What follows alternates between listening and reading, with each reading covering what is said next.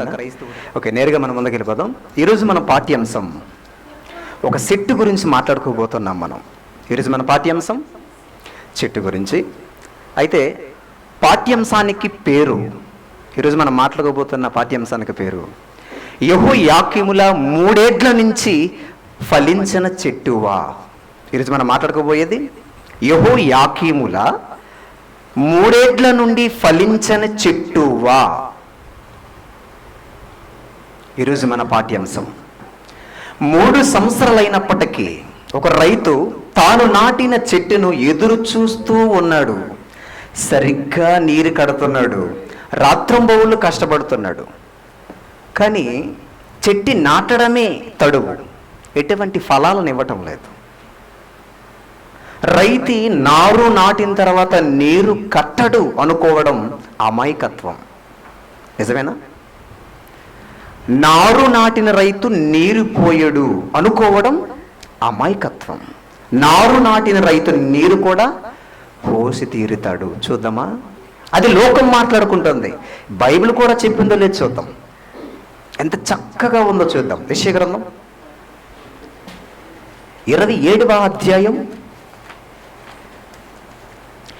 యెషయా గ్రంథం 27వ అధ్యాయం. ఒకసారి మనం 3వ వచనాన్ని చూద్దాం. 3వ వచనం, యెహోవా అను నేను దానిని కాపు చేయుచున్నాను, ప్రతి నిమిషమున నేను దానికి నీరు కట్టుచున్నాను.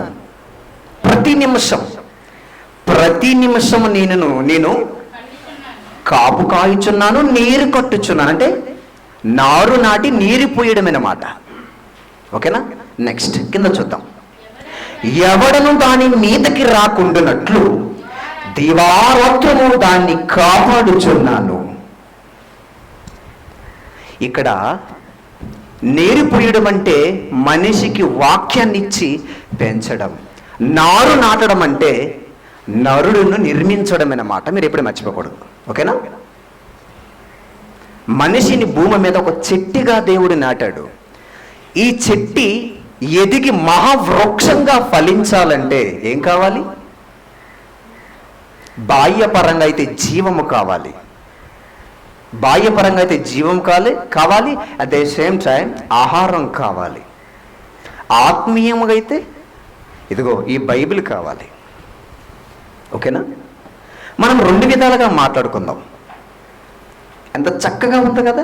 నారు నాటాను, నీరు కడుతున్నాను, నిమిషానికి నేను జాగ్రత్తగా చూసుకుంటున్నాను. దాని మీదకి ఎవడైనా వస్తాడేమో. కొందరు పెంచిన తోటల్లోనికి కొందరు దోపిడి దొంగలు వచ్చి తెలియకుండా నరుక్కుండా పట్టుకెళ్ళిపోతారు చెట్లు కదా, వాడు అపవాది అన్నమాట. ఓకేనా? చూద్దాం. 2వ రాజుల గ్రంథం 24వ అధ్యాయం. 2వ రాజుల గ్రంథం 24వ అధ్యాయం.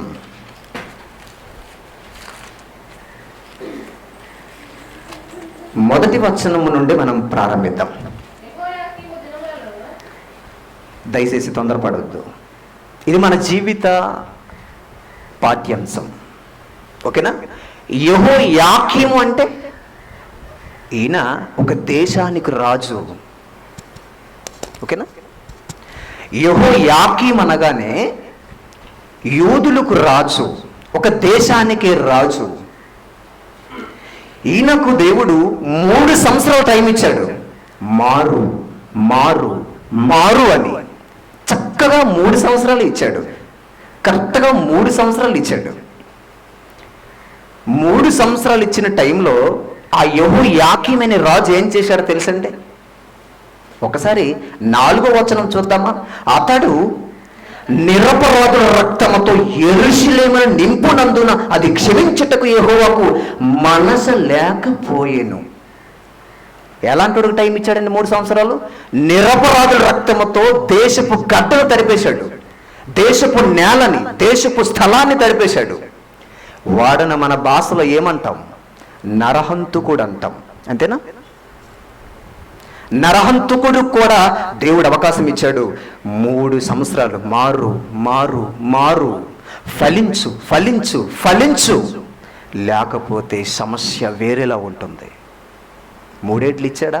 24వ అధ్యాయం మొదటి వచనం చూద్దాం. యెహోయాకీము దినములలో బబులోను రాజైన నెబుకద్నెజరు యెరూషలేము మీదకు వచ్చెను. యెహోయాకీము అతనికి దాసుడై 3 ఏళ్ల సేవ చేసిన తరువాత అతని మీదకి దేవుడు తిరుగుబాటు చేయించాడు. ఎన్నేళ్ళు ఉంది అక్కడ? 3 ఏళ్ళు దేవుణ్ణి విడిచిపెట్టి మరొక వ్యక్తులతో మనోడు చెయ్యి కలిపాడు. దుర్మార్గులతో చెయ్యి కలిపి సమాజంలో ఉన్న సామాన్యులను చంపేసి వాళ్ళ రక్తముతో దేశపు భూభాగాన్ని తడిపేస్తున్నావే, ఇది అన్యాయం అని 3 సంవత్సరాలు చెప్పాడు. మారు, నా చింతకు చేరు, ఎవరితోనూ చేయి కలుపుతావేంటి? బబులోను నెబుకద్నెజరు ప్రపంచ చక్రవర్తి ఆ రోజుల్లో, అలాంటి వ్యక్తితో చేయి కలిపాడు తప్ప సృష్టికర్తతో చేయి కలపలేదు. పైగా బబులోను రాజు నెబుకద్నెజరు బయటోడు, అన్యుడు. కానీ యెహోయాకీము దేవుని బిడ్డ. నాతోటి నువ్వు స్నేహంగా కొడుకుగా ఉండకుండా ఎవరితోడు కసాయవాడితో పోతావేంటి? అలా 3 సంవత్సరాలు చెప్పాడు. కానీ మనోడు వినిపించుకోలేదు. అందుకే మనం 4వ వచనం చూసాం, అతడు నిరపరాధ రక్తంతో యెరూషలేమును నింపినందున అది క్షమించుటకు యెహోవాకు 3 సంవత్సరాలు ఇచ్చాడు. 3 సంవత్సరాలు ఇచ్చాడు. అవకాశం తప్పిపోయింది. నన్ను క్షమించి యెహోయాకీము, నువ్వు గాడి తెప్పావు. ఆలోచనలు గురి తప్పితే జీవితం గాడి తప్పుతుంది. అంతేనా? 3 ఏళ్ల నుండి 3 సంవత్సరాల నుండి యెహోయాకీముకు చెప్పిన దేవుడు ఫలించిన చెట్టిలా ఉన్నాడు అనేటప్పుడు మనకి ఎక్కడో ఒక అద్భుతమైన సంఘటన మన మెదడులోనికి వచ్చేయాలి. ఒక రైతు ద్రాక్ష తోటను నాటాడంట. క్షమించాలి, ఒక రైతు ద్రాక్ష తోటలో అంజూరపు చెట్టు ఒకటి నాటాడంట. అయితే నాటిన నేపథ్యంలో 3 సంవత్సరాల నుండి చూస్తున్నాడంట, అది ఫలించటం లేదంట. అది 3 సంవత్సరాల నుండి ఫలించట్లేదే. రైతుగా నీ గుండె మండిపోవటం లేదా? నరికై, పీకై, అది ఉంచితే నేల సారాన్ని తినేస్తుంది. తీయవా? అయ్యా, నువ్వు ఏమనుకోకపోతే 3 సంవత్సరాలు అయింది కదా, if you don't mind 1 year నాకు అవకాశం ఇస్తే, 1 సంవత్సరం నాకు అవకాశం ఇస్తే, 360 రోజులు నాకు అవకాశం ఇస్తే ఫలించనొచ్చో నరికి వేయించు అని అంటాడు. లూకా సువార్త 13వ అధ్యాయం. ఇది చక్కగా యెహోయాకీము గురించే ఉన్నట్లు ఉంటుందండి. లూకా సువార్త 13వ అధ్యాయం. ఒకసారి మనం 6వ వచనాన్ని చూద్దామా? 6వ వచనం. మరియు ఆయన వారితో ఈ ఉపమానము చెప్పెను, ఒక మనిషిని ద్రాక్ష తోటలో అంజూరపు చెట్టు ఒకటి నాటబడి ఉండును. అతడు దాని పండ్లు వెదక వచ్చినప్పుడు ఏమీ దొరకలేదు. 7వ వచనం. గనుక అతడు, ఇదిగో 3 ఏళ్ల నుండి నేను అంజూరపు చెట్టున పండ్లు వెదకుచున్నాను గాని ఏమీ దొరకలేదు. దీనిని నరికివేయము, దీని వలన ఈ భూమి యాల వ్యర్థమైపోవాలనని ద్రాక్ష తోటమాలితో చెప్పెను అన్నాడా? అర్థమైందండి? గమనించాలి. భూమి మీద ఒక చెట్టు ఫలించకుండా గొడ్డిదైపోయింది అనుకోండి, ఫలించని పనికి మాలిందైంది అనుకోండి, మనకు పై రూపం కనిపిస్తుంది, చెట్టు పాడైపోయింది, దేనికి పనికిరాదని. కానీ నిజానికి తాను ఏ స్థలంలో ఉందో ఆ స్థలానికి ఉన్నటువంటి సారం చెడిపోతుంది. మీరు పంటలు పండించే రైతులు అడగ, మీరు ఒకవేళ రైతులైతే క్షమించాలి, రైతులకు తెలుస్తుంది. ఒకవేళ ఆ చెట్టు చెడిపోతే కింద నేల సారం ఆ చెట్టు తినేసి చుట్టుపక్కల ఉన్న చెట్టులను కూడా చెడగొడుతుంది. అందుకే దేవుడేమన్నాడు? పాపులు కూర్చున్న చోటున. ఎందుకన్నాడు? ఆ నేల సారం మంచిది కాదు. కరోనా ఎఫెక్ట్ అయితే మనం దూరం జరుపుకుంటాం చూడు. ఒక పాపి కూర్చున్న చోటులో ఆ ఎఫెక్ట్ ఉంటుంది అనమాట, ఆ సారం తిరుగుతుంది అనమాట. చెట్టు కూడా చెడిపోతే చెట్టు ఏ స్థలంలో ఉందో ఆ సారం దెబ్బతిని ఉంటుంది. ఎందుకు నేలెందుకు చెడిపోవాలో, చెట్టు ఏనికి పనికిరానప్పుడు ఎందుకు ఉంచాలి? నరికై అని అన్నాడు. కానీ పెంచే తండ్రికి బాధ ఉంటుందిగా, ఇంకొక సంవత్సరం బ్రతుకు, కానీ జాగ్రత్త, బాగా బ్రతుకు. ఎప్పటికైనా నిన్ను నీవు పీకించుకున్నట్లు చేసుకోకు, బాగా పెరుగు. ఫలిస్తే నాకు సంతోషం, నీకు సంతోషం, అంతేనా? ఈ శెట్టిని గూర్చి మనం ఆలోచిస్తే, ఇక్కడ సంఘటన మనం ఆలోచిస్తే, యెహోయాకీము గుర్తొస్తున్నాడా లేదా? సరిపోయిందా? 3 సంవత్సరాల నుంచి ఈ చెట్టు ఫలించలేదు. 3 సంవత్సరాల నుంచి చెప్పినప్పటికీ, నీరు పోసినప్పటికీ యెహోయాకీము కూడా ఫలించలేదు. ఫలించకపోతే దేవుడు ఏమన్నాడు? ఎవరక్కడ? గొడ్డలు తెచ్చరా. ఏం చేయాలి? వేరి దగ్గర పెట్టు. ఆకులు నరక్కూడదు, కొమ్మలు నరక్కూడదు, మొదులుతో లాగేయాలి. ఎందుకు? నేల సారంలో ఎంత రవ్వ కూడా ఉండకూడదు, కొంచెం కూడా ఉండిపోకూడదు. ఎందుకు? అది ఉంటే ఎఫెక్ట్ అనమాట. గొడ్డలు ఎక్కడ ఉంచబడిందంట? మత్తయి సువార్త 3వ అధ్యాయం. మత్తయి సువార్త 3వ అధ్యాయం మేబీ 10వ వచనం అనుకుంటాను. మత్తయి సువార్త 3వ అధ్యాయం 10వ వచనం. ఇప్పుడే గొడ్డలి చెట్ల వేరున ఉంచబడి ఉన్నది కనుక మంచి ఫలము ఫలించిన ప్రతి చెట్టు నరకబడి అగ్నిలో వేయబడును. ఎక్కడుందంట గొడ్డలి? కొమ్మల మీదనా? వేరు దగ్గర. ఎందుకు? పీకేస్తే మొదలుతో పీకేయాలి. కారణం, నేల సారం పోదు. ఫలించిన చెట్టు ఎందుకు? రైతు అందుకే భూమి దున్నేస్తాడు. ఎందుకు? పంట ఏదైనా పండిన తర్వాత భూమి దున్నకుండా విత్తనాలు జల్లుతాడా? భూమి దున్ని విత్తనాలు జల్లుతాడు. రైట్ రాంగ్ అది? Yes or no? ఎందుకు? నేల సారంలో ఏమైనా చెడిపోయిన మొక్కల ఎఫెక్ట్ ఏమున్నదని భూమిని సాగు చేస్తాడు నీటిగా, మళ్ళీ కొత్త విత్తనాలు వేయాలిగా. చెడిపోయిన సమాజంలో మరొక నేషం మనకి ఎలా ఉంటుంది? వారు ఈడి మీద పడతారు. ఉపమాన రీతిలో యేసుక్రీస్తు ప్రభులు వారు చెప్పినట్లు కొన్ని ముళ్ళు చెట్లు పడిపోయావంట విత్తనాలు. ఏమయ్యాయి? ఫలించలేదంట. కారణం, అన్ని చేస్తాయి. చెట్టి పెరగదు, నరికేస్తారు. మనల్ని నరికించినట్లు వాళ్ళు చేస్తారు, మనం నరికించుకున్నట్లు వాళ్ళు చేస్తారు. ఇప్పుడు ఒక వ్యక్తి సమాజంలో చెడిపోతున్నాడు, బాగో బ్రతకట్లేదంటే కారణం ఏంటి? ఎదటడు మనకి రా పంతుల్లా బ్రతుకుతా కానీ జీవితానికి వయసు ఉందిరా, ఎంజాయ్ చేయి. ఇప్పుడు కాకపోతే ఎప్పుడు చేస్తాం? Enjoy life. ఎప్పుడంటారు? ఇలాంటప్పుడు అంటారు కదా, ముసలోడికి పిలుస్తా బిడ్డ ముచ్చట్ల కొరకు. ఆడికి ఇటు ఎత్తాడు, అటు ఎత్తాడు. నాకేం వాడు ఎంజాయ్ చేస్తాడు? నా కంపెనీ ఇవ్వలేడు కదా వాడు. యవ్వన వయసులో ఉన్నవాడైతే మంచి కంపెనీ ఇస్తాడు. ఎందుకు? ఎక్కడికైనా గీకిల్లా పరిగెత్తచ్చు, గీకిల్లా వచ్చేయచ్చు. అందుకే యవ్వన వయసు మోస్ట్ డేంజర్ సిచ్యువేషన్. ఆ పీరియడ్ అన్నది పాపానికి అంకితం అయిపోయే పీరియడ్ అది. ఓకేనా? ఫలించిన చెట్టివైతే మొదలుతో లాగేవలసి వస్తుంది. ఫలించిన చెట్టివైతే వేళ్ళుతో లాగవలసి వస్తుంది. అయితే అది 3వ అధ్యాయంలో 7వ వచనం చూద్దామా? 3వ అధ్యాయం 7వ వచనం. అతడు పరిసయ్యులలోను సద్దూకయ్యులలోను అనేకులు బాప్తిస్మం పొందవచ్చుట చూసి, నోట్ దిస్ పాయింట్. ఒకసారి నా వైపు చూస్తారా? మన ప్రాంతంలో నుండి అయ్యగారి దగ్గరకు వచ్చి మాకు బాప్తిసం కావాలయ్యా అని అంటే, దుష్ట సంతానమా, సర్ప సంతానమా, దుర్మార్గులారా అని అంటాడా? రండి బాబు బాప్తిసం ఇచ్చేస్తాను అంటాడు కదా. అక్కడ ఏముంది తెలుసా?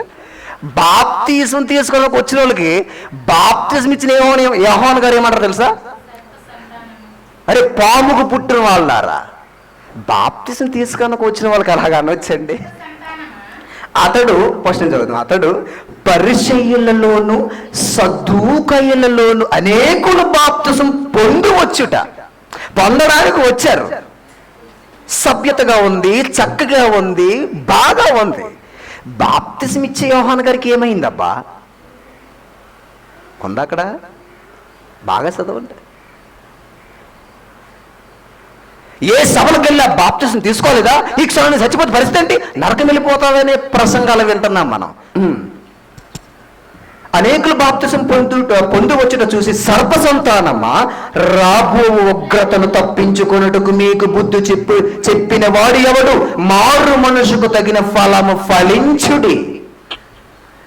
అర్థమేంటో తెలుసండి, ఇక్కడ నిన్ను నీటిలో ముంచడం పెద్ద పనేమి కాదు. రోజులో లక్షల మందిని ముంచేసి తేల్చగలను నేను. 3 సార్లే కదా ముమ్మాటిగా ముంచేసి తేల్చేస్తారు. నాకేం శ్రమ లేదు, మీరు ములిగి తేలడానికి మీకేమి శ్రమ లేదు. కానీ ఇక్కడ సమస్య ఏంటో తెలుసా? మీరు విత్తనము వేసుకుంటున్నారు కొత్త జీవితానికి. మళ్ళీ మీరు గమనించాలి. యోహాను సువార్త 12:24 ఒక్కసారి చూసి ఇక్కడికి వద్దాం. యోహాను సువార్త 12:24 చూసి ఇక్కడికి వద్దాం. ఇక్కడ ముయ్యొద్దు, ఒక్కసారి అక్కడ చూసి తొందరగా. యోహాను సువార్త 12:24 ఒక మంచి మాట ఉంటుంది.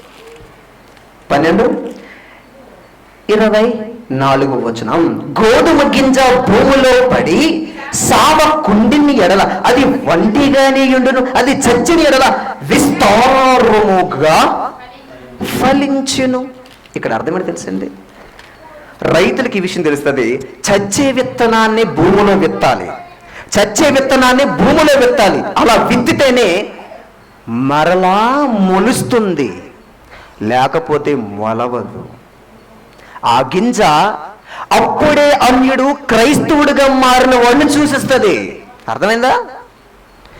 గింజగా మనం చచ్చిపోవాలి. ఎక్స్క్యూజ్ మీ, వినాలి. గింజగా మనం చచ్చిపోవాలి. ఆల్రెడీ చచ్చిపోయాం. మీ పాపముల చేత, మీ అపరాధముల చేత చచ్చిన వారై ఉండగా అదే గింజను తీసుకొని బాప్తిస్మం ద్వారా విత్తాడు. నూతన జన్మ. అంతేనా? నూతన జన్మ. ఇప్పుడు ఆ విత్తనం మొలకించి మహావృక్షంగా ఎదుగుతున్నప్పుడు బాగా ఫలించాలా, గొడ్డిదైపోవాలా? ఇప్పుడు యోహాను గారు అంటున్నాడు, మీరు బాప్తిసం తీసుకుంటారు, నో అబ్జెక్షన్. ఇక్కడ ఆనందంగా ఉంది, పండగ చేసుకుంటాను నేను. కానీ మారు మనుషుకు తగిన ఫలము ఫలించేది.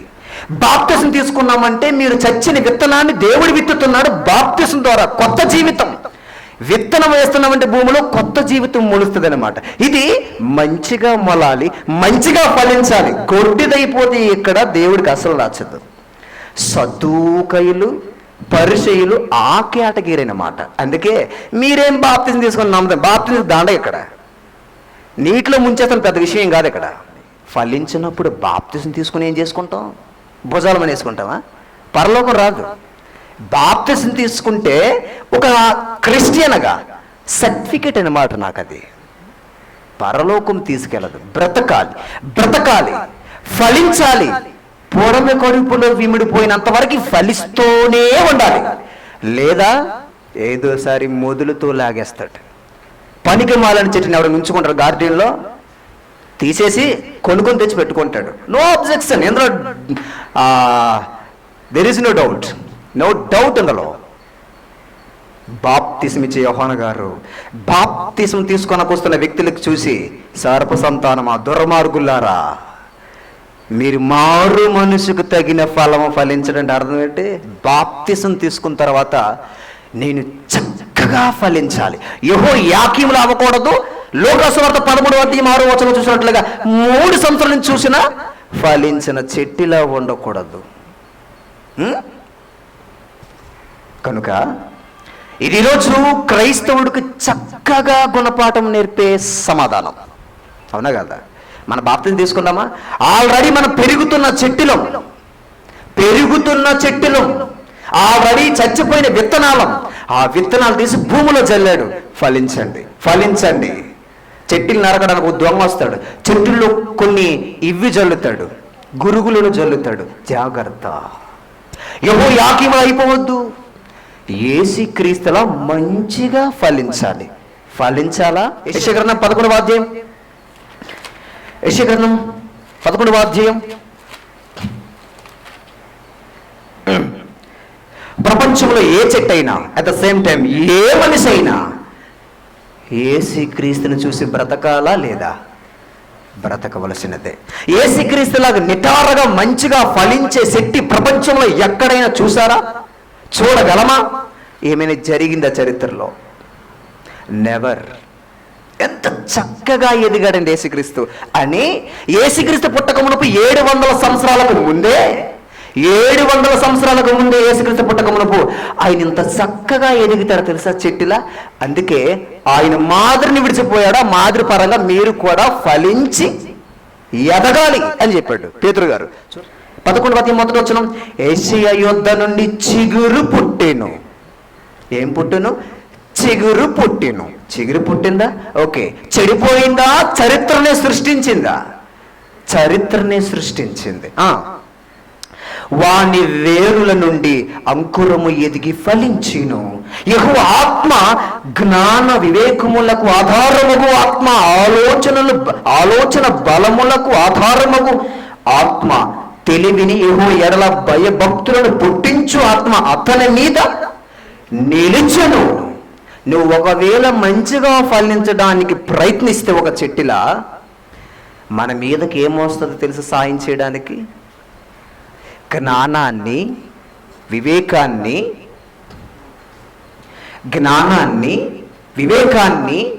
ఆలోచనను, భక్తిని పుట్టించే ఆత్మను పంపిస్తాడంట. నీవు ఫలించాలే కానీ, ఫలించడానికి నువ్వు ప్రయత్నించాలే కానీ.